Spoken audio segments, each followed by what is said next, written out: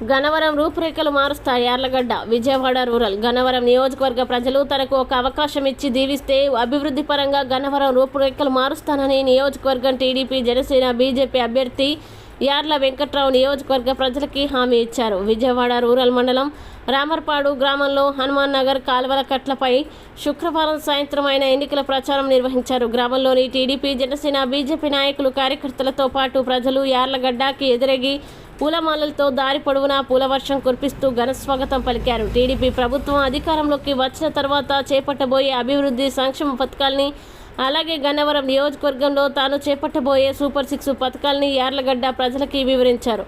గత 5 ఏళ్లుగా నియోజకవర్గంలో అభివృద్ధి కుంటుపడిందని, తనకు ఒక అవకాశం ఇస్తే గన్నవరం నియోజకవర్గాన్ని అభివృద్ధి పథంలో నడపడంతో పాటు రాష్ట్రంలోనే నెంబర్ 1 నియోజకవర్గంగా తీర్చిదిద్దుతానని హామీ ఇచ్చారు. గన్నవరం నియోజకవర్గంలో అరాచక శక్తులు ఆట కట్టించడంతో పాటు అవినీతిని అంతం చేస్తానని భరోసానిచ్చారు. నియోజకవర్గంలో ప్రశాంత వాతావరణం నెలకొల్పేందుకు కృషి చేస్తానని, ప్రజల ఆస్తులకి ప్రాణాలకి తాను రక్షణగా ఉంటానని భరోసానిచ్చారు.